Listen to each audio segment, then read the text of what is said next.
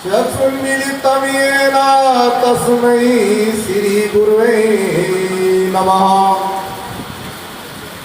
नित्यं बोधमयं स्वरूपममलं त्रैलोक्यपूज्यं गुरुं सद्विद्यां सुविच्य सारसिदं सिद्धेत च संसेवितम्। आसीनं रुचिरासने शतदले सौम्यातिथिं सन्निभम् तम लीलाधृत विग्रहं यतिवरं वन्दे कबीरं परं वन्दे कबीरं परम। संत सम्राट सतगुरु कबीर साहब जी इस कबीर मठ के वर्तमान अध्यक्ष महोदय जी, हमारे परम पूज्य श्री शांति साहब जी और इस कबीर महोत्सव में उपस्थित हमारे वीत राग सभी संत गुरुजन कुशल संचालन के रूप में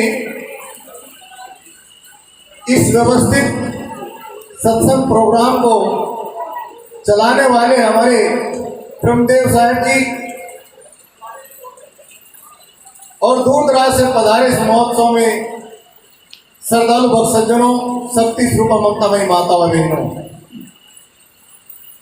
आज परम सौभाग्य है कि हम सब लोग सदगुरु कबीर साहब की 625वीं जयंती को मना रहे हैं। और यह हम ही नहीं,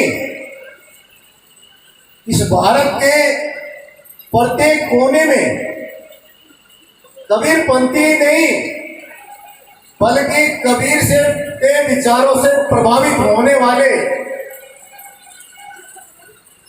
सभी सज्जन लोग आज सदगुरु कबीर की जयंती मना रहे हैं।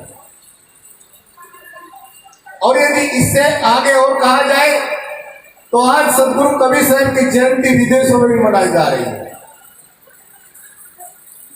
सदगुरु कबीर साहब के विषय में मैं आप लोगों से कुछ निवेदन करूं। कल भी हमारे पूज्य संचालक महोदय जी कह रहे थे, वास्तव में जन्म आज ही माना जाता है साहब का, परंतु इससे पहले कुछ मैं आप लोगों को और कुछ निवेदन करना चाहता हूं। लेकिन निवेदन करने से पहले यह भी मेरा मानना है, आप लोगों से कहना कि जितने भी यहाँ लोग बैठे, यदि आप लोग शांति पूर्वक सुनेंगे तो वास्तव में कुछ न कुछ आप लोगों को जानकारी ज्ञान मिलेगा। बताना चाहता हूं, इस विश्व में दो धाराएं हैं, दो परंपराओं के लोग इस पूरी दुनिया में रहते हैं। एक वह परंपरा है जिसको हम सामी परंपरा कहते हैं और एक वह परंपरा है जिसको हम आर्य परंपरा कहते हैं। सामी परंपरा के महापुरुष सर्वप्रथम नूह नाम के महापुरुष हुए थे, जो पुरानी बाइबल के लेखक माने जाते हैं। और आर्य परंपरा के अनेकों संस्थापक बीच बीच में आते रहे। ये दो परंपराएं पूरे विश्व में हैं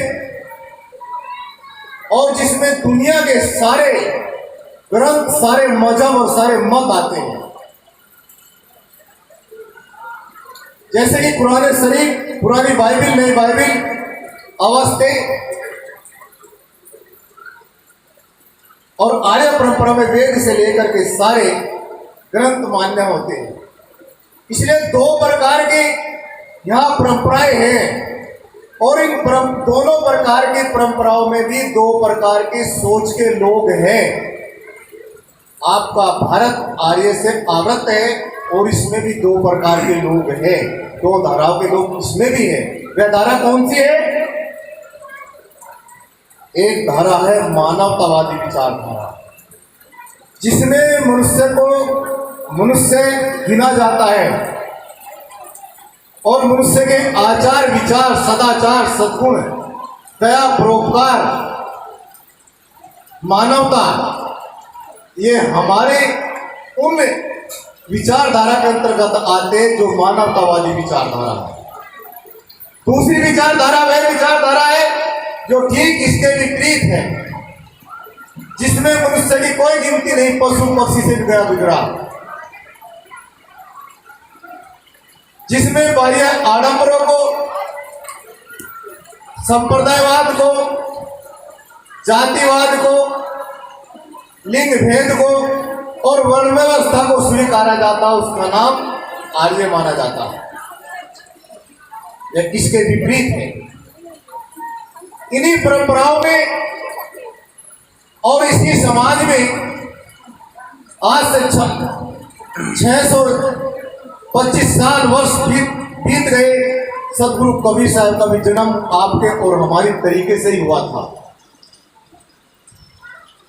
सदगुरु कबीर साहब जी एक ऐसे महापुरुष थे जिन्होंने प्रकृति के नियमों को, मनुष्य के भीतर बैठी चेतना को और मनुष्य को एकाग्र रखने के लिए,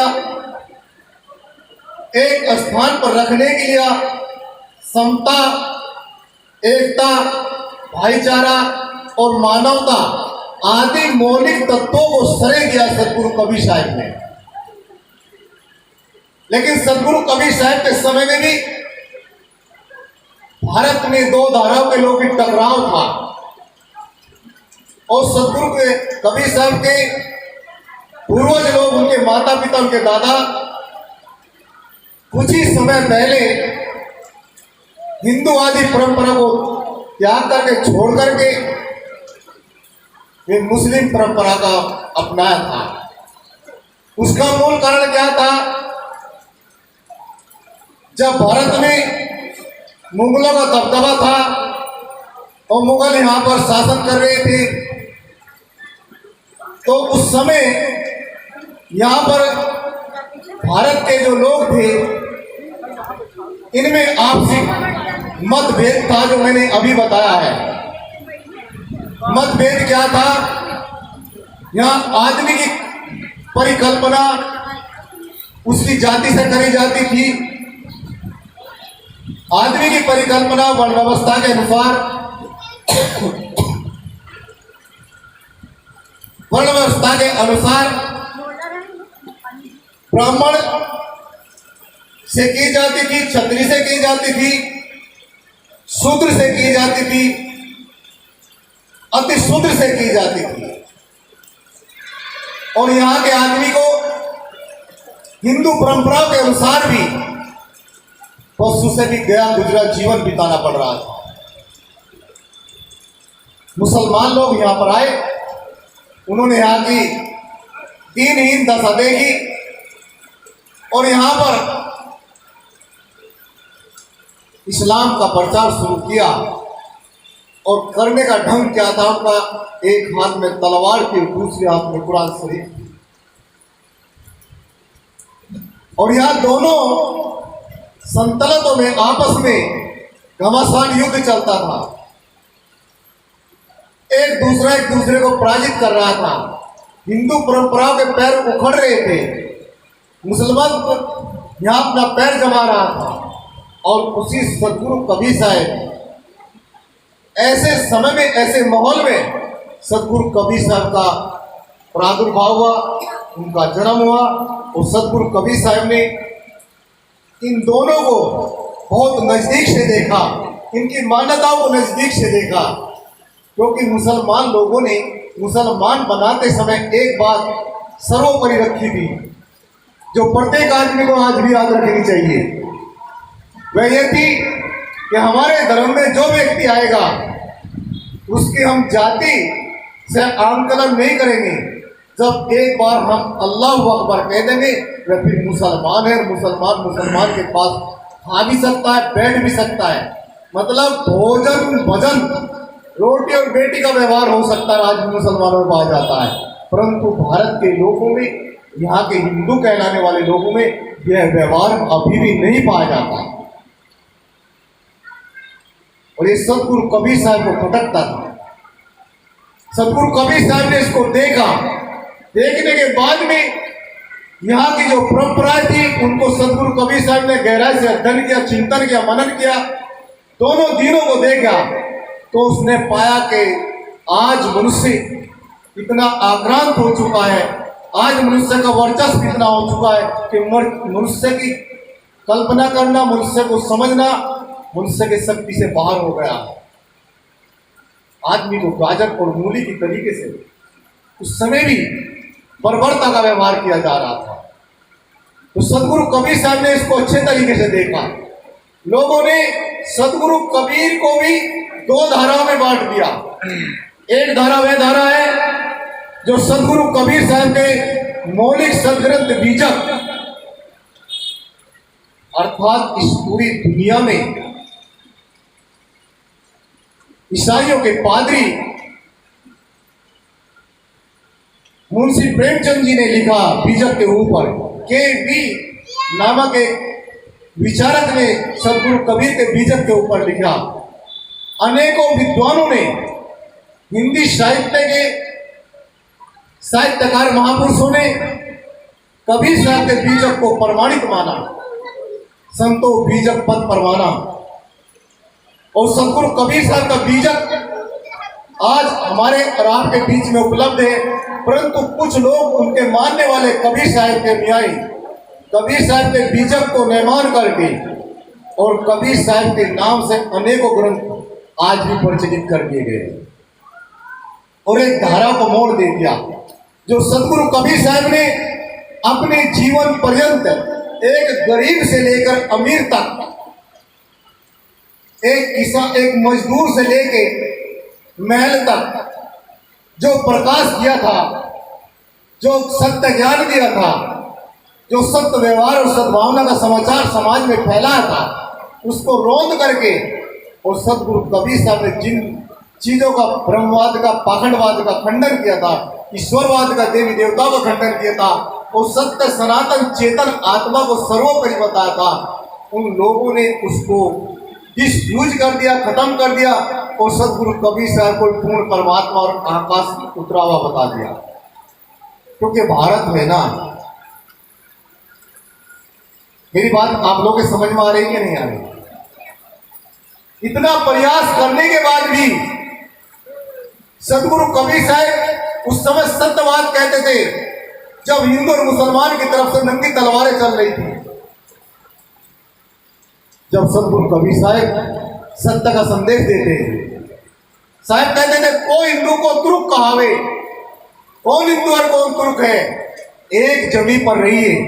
हिंदू का हिंदुत्व है और तुर्क का तुर्कत्व है, दोनों को समाप्त कर दीजिए, दोनों के कपड़े निकाल करके अलग खड़ा कर दीजिए।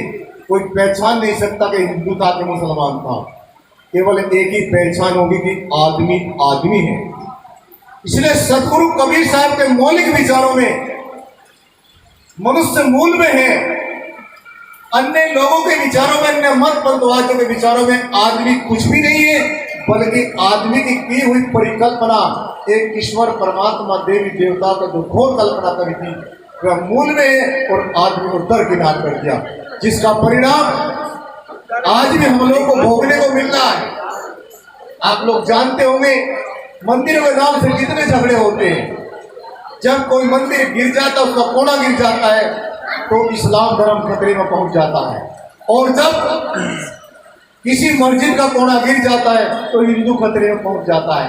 मैं आप लोगों से एक प्रश्न पूछना चाहता हूं, हिंदू कौन है, मुसलमान कौन है?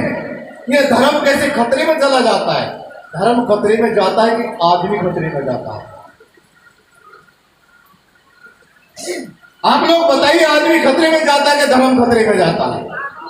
आदमी खतरे में जाता है, क्योंकि धर्म के नाम पर यह पाखंड है।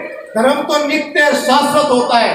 पृथ्वी का धर्म कठोर है, जल का धर्म शीतल है, अग्नि का धर्म उष्ण है, वायु का धर्म कोमल है।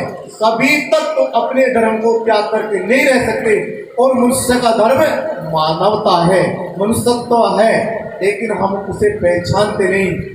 मानवता को रोंद करके आदमी और किसी भी मत पंथ को सिर पर लाद करके उसकी पोटरी सिर पर रख करके आदमी कहता है धर्म है, उसको धर्म की संज्ञा देता है। तो इसलिए आज भी हमारे भारत की जितनी दयनीय दशा है, इतनी किसी के लोगों की दशा विदेशों में नहीं पाई जाती। वहां का आदमी देश के प्रति नेशनल ऑनेस्टी रखता है, देश के प्रति सच्चाई ईमानदारी रखता है।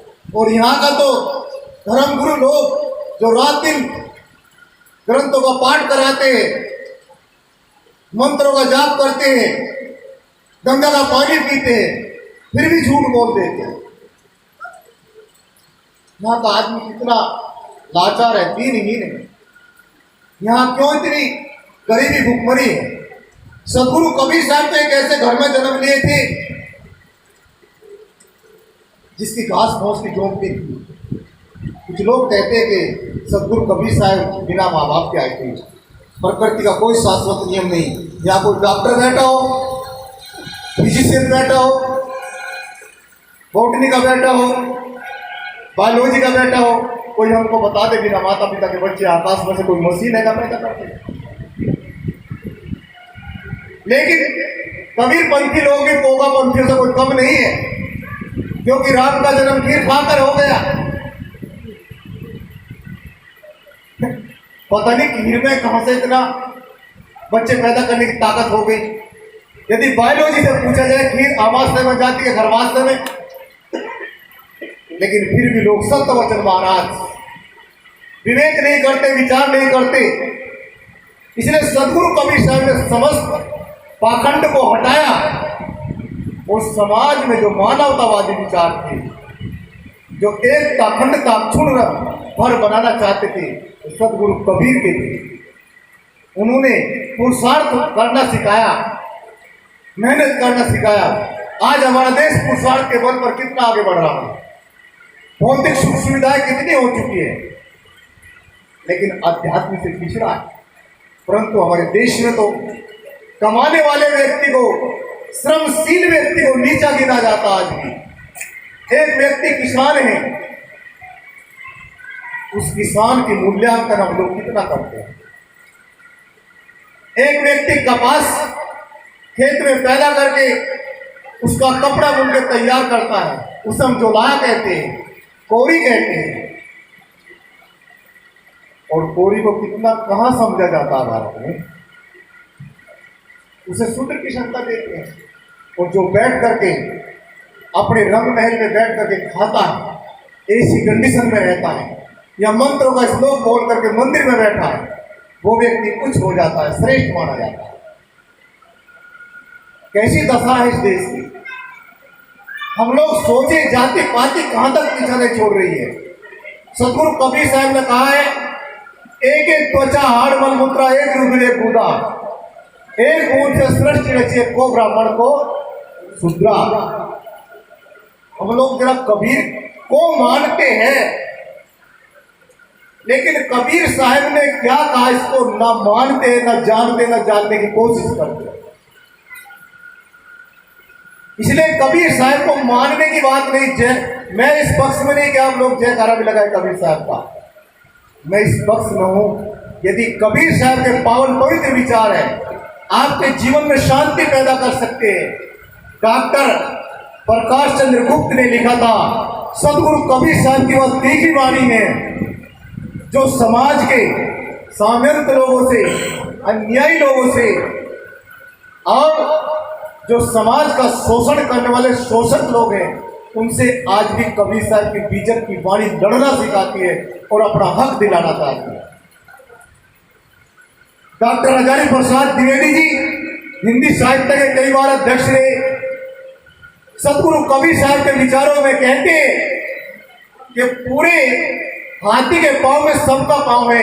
इसी प्रकार पूरे हिंदी साहित्य में सदगुरु कबीर साहब से मानवतावादी विचारधारा का सब कोई दूसरा नजर अब तक नहीं आता। लेकिन हम लोग कबीर साहब की मौलिकता को नहीं समझ पाते। हम लोग कबीर पंथी है, गले में कंठी पहने हैं बस। हम लोग विचार नहीं करते। हम लोग कबीर पंथी साधु है। और जहां देखा मंत्र का भी जाप करा दिया, कहीं देवी दुर्गा का जागरण भी कर दिया। तो क्या हम किसके लिए कर रहे हैं? थोड़ा पैसे के लिए, सम्मान के लिए? तो क्या इससे हमारी उन्नति हो सकती है क्या? आध्यात्मिक उन्नति के आप शोषक हैं, पोषक नहीं है। आप अपने साथ सुंदर बर्ताव नहीं कर रहे तो दूसरे के साथ क्या कर सकते हैं? इसलिए कबीर साहब को जयंती मनाना बड़ा सहज है। उनकी जय हो चुकी है। क्यों? क्योंकि उनका कर्तृत्व है और उनका व्यक्तित्व समाज में आज भी जीवित है। जो बुद्धिजीवी लोग हैं, जो प्रबुद्ध व्यक्ति है, वे आज भी कबीर के किसी भी संप्रदाय का हो, किसी भी मजहब का हो। मैं हरिद्वार में रहता था, पढ़ाई करता था। एक सन्यासी को मैंने बीजक पढ़ने के लिए दिया, कट्टर सन्यासी थी। और बीजक पढ़ने के बाद में वो मेरे पास आए और सिर पकड़ के बैठ गए और एक चौपाई दोहराई, साहेब मर गए ब्रह्मा काशी को वासी, शिव से मुहे विनाशी, मथुरा को मर गए कृष्ण को हारा, मरे मरे गए दसों अवतारा। सब लोग मर गए, इनको जीवन में शांति उपलब्ध नहीं हो सकी। कबीर जैसे महान अध्यात्म के वैज्ञानिक जो उस समय नहीं डरे और उनके विचारधारा को आज भी दबा करके रखा है। आप लोग जानते होंगे भारत में जो संविधान चलता है बाबा साहब अम्बेडकर जी का, वह सदगुरु कबीर साहब के बीजक की दूसरी पलट है। कबीर साहब की वाणियों को ही वहां धारा में प्रवाहित किया गया है। ये भारत आज भी कबीर के माइंड से चलता है। लेकिन हम लोग आज इस सत्संग में आने के बाद भी अपने जीवन में कबीर साहब से क्या प्रेरणा लेना चाहते हैं, इस पर विचार करना है, इस पर चिंतन करना है। क्योंकि मानव जीवन मिला है। सदगुरु कबीर साहब जीवन को सुलझाते उलझाते नहीं, प्रत्येक नर नारी के जीवन में एक रस पैदा करते हैं, एक ऐसा अमृत पैदा करते हैं जिससे उसका अमृतत्व उससे कभी अलग नहीं हो सकता है। सदगुरु श्री अविनाश साहब जी अपने वचनों में कभी कभी कहते थे, अमृत तत्व अपना तत्व है, चेतन तत्व है, आत्म तत्व जो कभी अपने से जुड़ा नहीं हो सकता। जिसे सदगुरु कबीर साहब ने कहा, अमृत वस्तु जाने नहीं मगल भया सब लोग, कहीं कबीर कामों नहीं जीव बनना हो। जो विचारवान व्यक्ति होता है, जो ज्ञानी पुरुष होता है, वह परंपराओं में नहीं बनता है, वह मानंदी में नहीं बनता है, वह किसी पाखंड का पुजारी नहीं होता है। जो वह व्यक्ति होता है वह विवेकशील होता है। सदगुरु कबीर साहब ने विवेक को श्रेय दिया। विवेकी बनो, विचारशील बनो, तर्कशील बनो, क्योंकि तर्क ही, विचार ही आदमी को आत्मा अनात्मा को लखाता है, जड़ और चैतन्य के बोध को परखाता है। जड़ क्या, चैतन्य क्या, मैं कौन हूं, यह जगत क्या है। अन्यथा समाज में इतनी मत है, इतने पंथ है, 5353 इस पूरी दुनिया में मत पंथ है। जो सब मत पंथ इस बात की गवाही, इस बात की साक्षी है कि हमारे यही मुक्ति मिलती है, हमारे यहाँ आने से जीव का उद्धार होता है। और न जाने कितने प्रकार के बीज मंत्र आदमी को रटने के लिए देते, लेकिन कर्म सदा कुछ नहीं कराते। इसलिए मानव जीवन मिला, सदगुरु कबीर साहब के विचार मिले और एक कबीरपंथी महापुरुष संत मिले, तो अपनी भूल को मिटा करके जाना चाहिए। सदगुरु कबीर कहते, भूल मिटे गुरु मिले पार की। अपनी भूल को मिटाना है, क्योंकि मनुष्य केवल मनुष्य मात्र है। कुछ समय का हम लोग को समय मिला है केवल जीवन जीने का। इसके बाद में समय हमारा व्यतीत हो जाता है, चला जाता है और मौत आकर के अपने दस्तखत दे देती है। इसलिए समय रहते हुए जागना चाहिए। दुनिया के महान दार्शनिक सुकरात ने कहा था अपने संस्मरण में, जो व्यक्ति समय रहते हुए नहीं जाग पाता वह जीवन भर इस दुनिया से पछताता हुआ जाता है। इसलिए समय की कीमत को देखते हुए हमें अभी वर्तमान जीवन में ही जीना चाहिए, वर्तमान जीवन में ही जागृत होना चाहिए। क्योंकि आज सतगुरु कबीर साहब की जयंती है और सतगुरु कबीर साहब एक ऐसे महापुरुष थे जो अपने आप में अद्वितीय थे, अपने आप में उनके विचार निष्पक्ष विचार थे, उनका कंठ मुक्त था और मुक्त विचार ही उन्होंने पूरे समाज को दिए। इसलिए सतगुरु कबीर साहब को भारत नहीं बल्कि भारत से